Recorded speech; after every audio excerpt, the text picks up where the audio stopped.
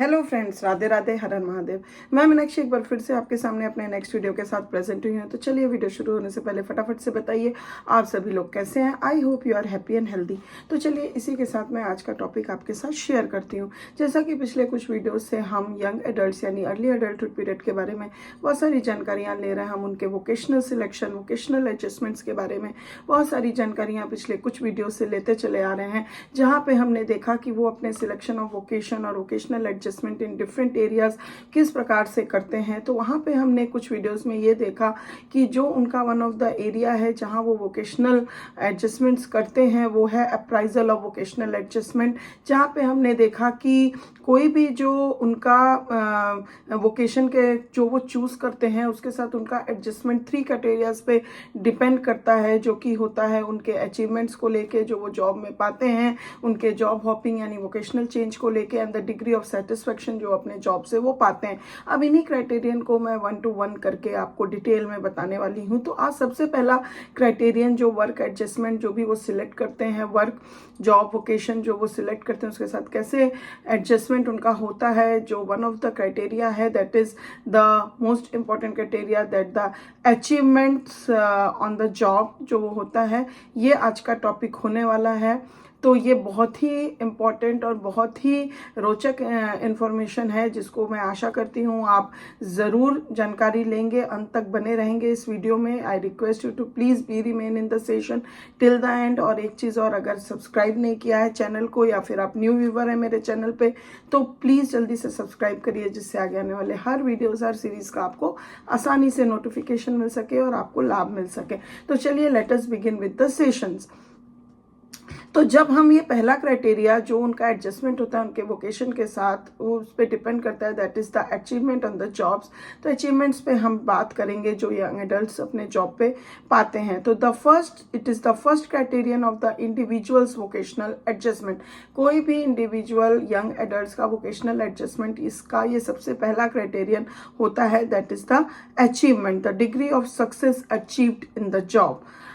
The desire to get ahead and be successful so strong in adolescence usually carries over into adulthood। तो जो ये एक जज्बा होता है, डिज़ायर होता है आगे बढ़ते रहने का, अचीवमेंट्स पाने का, सक्सेसफुल होने का, जो उनका एडोलेसेंस स्टेज में बहुत ही ज़्यादा होता है, वही वो अपने नेक्स्ट स्टेज, डेवलपमेंटल स्टेज जो कि होता है एडल्टहुड, उसमें लेके कैरी ओवर लेके आते हैं एडोलेसेंट स्टेज का। This motivates young adults to put forth tremendous effort, often if the expense of their health, their families and their personal interest। तो यही जज्बा जो होता है, जो उनका एडोलेसेंट्स में होता है और वो लेके एडल्टहुड पीरियड में आते हैं, ये उनको मोटिवेट करता है यंग एडल्ट्स को कि वो आगे इसको बढ़ाते चले जाएं, जिसके लिए वो अपना ट्रेमेंडस एफर्ट देते हैं। चाहे उसके लिए उनको अपने हेल्थ को दांव पे लगाना पड़े, अपनी फैमिली को, इवन अपने पर्सनल इंटरेस्ट को। तो सबके ऊपर वो अपने एफर्ट को देते हैं, जिससे कि वो अपने वोकेशनल जो भी सक्सेस है उसमें वो आगे लीड कर सकें, बढ़ सकें। Because of this effort they often reach the peak of their vocational achievements during the mid to late 30s। और अपने इसी एफर्ट्स के चलते वो वोकेशनल अचीवमेंट्स पे पीक पे होते हैं जब वो अपने मिड टू लेट 30s के एज ग्रुप में चलते हैं, एज में आते हैं, तब वो अपने वोकेशनल अचीवमेंट्स के पीक पर पाए जाते हैं। Those who have not made satisfactory adjustment to their work and who have not shown at least reasonable success in it by the time they reach middle age are not likely to do so as they grow older. लेकिन वहीं पे वो लोग जो अपना satisfactory एक जो vocational adjustments अपने वर्क के साथ बनना चाहिए नहीं बना पाते हैं, या फिर रिजनेबल सक्सेस वो नहीं अचीव कर पाते हैं, नहीं शो कर पाते हैं, तो वो जब अपने मिडिल एज तक आ जाते हैं और वो चीज़ ये नहीं पा पाते हैं, तो वो फिर कभी नहीं, उनको बहुत ऐसी लाइक्लीहुड होती है कि वो फिर कभी ना आगे बढ़ पाएँ एज दे ग्रो ओल्डर। जैसे जैसे उनकी एज बढ़ने लगती है तो फिर वो चीज़ वो अचीव नहीं कर पाते हैं आगे जाके, अगर वो अपने मिडिल एज तक आते आते नहीं अचीव किए तो by middle age the drive for success is often replaced by the drive for security. तो क्योंकि मिडिल एज में आते आते जो एक ड्राइव होती है अंदर से सक्सेस पाने की, वो हमेशा एक तरह से हम कह सकते हैं रिप्लेस हो जाती है ड्राइव फॉर सिक्योरिटी। क्योंकि मिडिल एज आते आते क्या होता है कि जो अंदरूनी जो इंडिविजुअल की इच्छा होती है, ड्राइव होता है, वो सिक्योरिटी पाने का ज़्यादा होता है, ना कि success. For many adults, having a safe job now means more than climbing higher on the vocational ladder. इसका सीधा सा मतलब है कि बहुत सारे एडल्ट्स के लिए मिडिल एज तक आते आते ये बात हो जाती है कि वो एक सेफ जॉब चाहते हैं अब, ना कि वो अपने वोकेशनल लेडर पे और हायर बढ़ते रहने के लिए कोई भी एफर्ट लगाएं या कोई भी रिस्क ले। उसके बजाय वो इस एज तक आते आते एक सेफ जॉब की उम्मीद रखते हैं। In spite of the desire to achieve success, it is important to realize that relatively few men and even fewer women realize their vocational aspirations or even their vocational potential. तो इसके अलावा जो भी in spite of the desire होता है उनको achieve success करना, इसके अलावा ये बहुत ही इम्पॉर्टेंट होता है उनके लिए रियलाइज़ करना कि बहुत ही फ्यू मैन या इवन फीवर वुमेन होते हैं जो ये रियलाइज़ करते हैं कि जो भी उनका वोकेशनल एस्पिरेशंस या इनका जो भी इवन वोकेशनल पोटेंशियल क्या है, ये बहुत ही कम मैन एंड वुमेन जो है वो रियलाइज कर पाते हैं।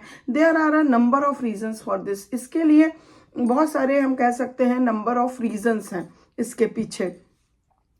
जैसे एडल्ट्स में fail in this regard because of an environmental obstacle. तो अगर हम बात करें रीज़न की तो सबसे पहला एनवायरमेंटल ऑब्स्टेकल, जहाँ पे एडल्ट जो है फेल कर जाते हैं इस चीज़ को महसूस करना। This is because of the environmental obstacle they face, such as limited opportunities for the work they can do best in areas where they live. तो ये क्या होता है कि एनवायरमेंटल ऑब्स्टेकल को हम इस तरह से जान सकते हैं कि ये जो है बहुत लिमिटेड अपॉर्चुनिटी देता है वर्क करने के लिए, जहाँ पे वो अपना बेस्ट एरिया जहाँ वो रहते हैं वहाँ पे अपना बेस्ट एरिया पे काम कर सकें। तो वहाँ पे ये अपॉर्चुनिटी बहुत लिमिटेड होती है। This is the kind of environmental obstacle they face, so they not really realise their actual vocational aspirations and vocational potentials. दूसरी अगर हम बात करें तो that is the personal obstacle, such as limited training और inability to get along with coworkers. तो यहाँ पे पर्सनल ऑब्स्टेकल्स इस तरह से आते हैं कि इंडिविजुअल्स के अंदर जो है वो लिमिटेड ट्रेनिंग उनको मिली हुई होती है, साथ ही साथ उनके अंदर इनएबिलिटी होती है कि वो अपने कोवर्कर्स के साथ कितना ज़्यादा अलाइन हो सकें, कितना ज़्यादा उनके साथ मिलके काम कर सकें। तो इन कारणों से कुछ उनके पर्सनल ऑब्स्टेकल्स के कारण भी वो अपने वोकेशनल पोटेंशियल्स को नहीं पा पाते, नहीं अचीव कर पाते, जिस वजह से उनका वोकेशनल एडजस्टमेंट में प्रॉब्लम हो जाती है। साथ ही साथ इनएडिक्वेट मोटिवेशन भी एक बहुत बड़ा रीज़न है to make the most of their training और एबिलिटीज़, जो कि उनकी ट्रेनिंग और एबिलिटीज़ को बहुत ज़्यादा करने के लिए भी जो है बहुत ज़्यादा इनएडुकेट मोटिवेशन होने के कारण भी इस तरह की परेशानियां उनको झेलनी पड़ती है। साथ ही साथ अनरियलिस्टिकली हाई एस्पिरेशंस, अगर कोई भी व्यक्ति अनरियलिस्टिक एस्पिरेशंस बना लेगा जो कि एक आपकी फैंटेसी को शो करता है, जो कि रियलिटी में आपके कैपेबिलिटी एबिलिटी के विपरीत है, आप उसको नहीं पा सकते इन रियलिटी। तो अनरियलिस्टिक एस्पिरेशंस बना लेने पे अगर वो अचीव नहीं हो पाता है तो बहुत सारी कठिनाइयाँ देखने को मिलती है और वहीं पे वोकेशनल एडजस्टमेंट्स या होने में दिक्कतें आ जाती हैं। एज एंड सेक्स स्टीरियोटाइप्स भी एक वन ऑफ द रीजन है about the jobs they have selected as their life careers. तो जहाँ पे मतलब एज और सेक्स स्टीरियोटाइप का भी बहुत ज़्यादा महत्व होता है, जो कि उनके वोकेशनल एडजस्टमेंट्स में हिंडर करते हैं, क्योंकि जो भी वो सिलेक्ट करते हैं job according to the sex stereotype and sex age stereotype से रिलेटेड करते हैं, जो कि एक्चुअली उनके एबिलिटी और ट्रेनिंग को नहीं मैच करता है, तो तो वहाँ पे उनके कैरियर को लेके, वोकेशन को लेके, एडजस्टमेंट्स को लेके बहुत सारी प्रॉब्लम होती है। एंड ओवरऑल एक चीज़ और बहुत ही महत्वपूर्ण रीज़न है, that is the fear of success. तो अगर किसी भी इंसान के, खास करके ये चीज़ हम विमेन के अंदर देख सकते हैं कि स्टीरियोटाइपिकल सोच बन जाता है कि खास करके अगर वो मेन के साथ होती हैं तो ये एक फियर ऑफ सक्सेस होता है कि उनको सक्सेस पाने से डर लगता है। उनको लगता है कि it is not compatible with their sex appropriate whatever the career or work they have they are doing, तो वहाँ पे वो सक्सेस से फियर करने लगती हैं। तो ये चीज़ मैन में भी देखी जा सकती है, पर अमूमन हम विमेन के अंदर ये चीज़ ज़्यादा पाते हैं, जो कि उनके वोकेशनल एस्पिरेशन और पोटेंशियल को एडजस्ट करने में, अचीव करने में बहुत सारी दिक्कतें पैदा कर देती हैं। अगर हम अनकॉन्शियसली बात करें तो the most common and most serious obstacle to achieving what they are capable of is fear of success. तो ये जो होता है बहुत ही मोस्ट कॉमन और मोस्ट सीरियस ऑब्स्टिकल होता है, जहाँ पे to achieve that they are fear of success के कारण जो वो अचीव कर सकते हैं वो नहीं कर पाते हैं। तो it is one of the most serious obstacle they face. Some adults may fear vocational success because they feel inadequate to assume heavy job responsibility. कुछ इंडिविजुअल इसलिए सक्सेस से फेयर करते हैं बिकॉज उनको ऐसा लगता है कि जो भी वोकेशनल सक्सेस है उसके लिए वो इनएडिक्वेट है, वो बहुत ज़्यादा काबिल नहीं है उस तरह के हैवी जॉब रिस्पॉन्सिबिलिटीज़ को कैरी ओवर करने में। इस वजह से उनको वोकेशनल सक्सेस से फियर लगता है।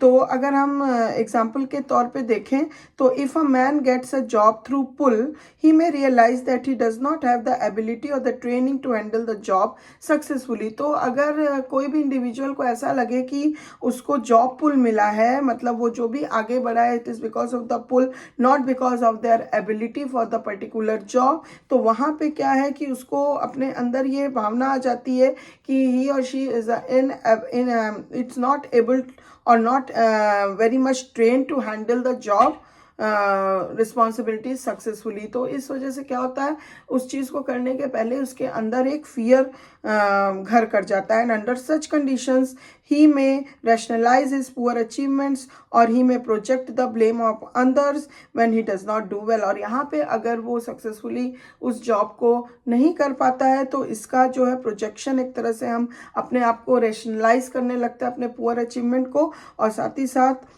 दूसरों के ऊपर ब्लेम प्रोजेक्शन करने लग जाता है कि it is because of the others, जब भी वो उस जॉब को सक्सेसफुली नहीं कर पाता है।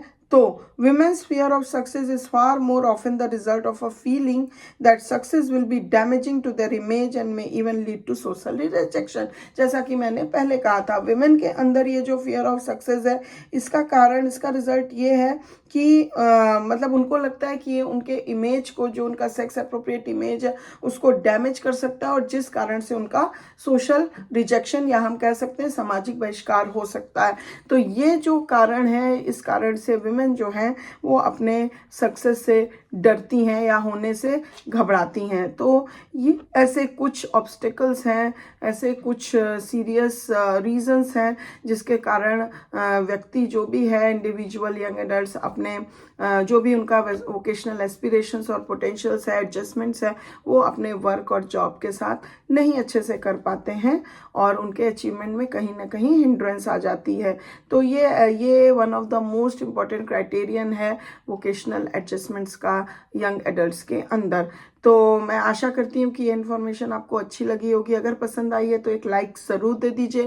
And thank you very much for watching this video till the end. और अभी तक नहीं सब्सक्राइब किया है चैनल को तो प्लीज़ जल्दी से करिए। I will back soon with my next beautiful session for you. Till then please take good care of your self. Bye bye.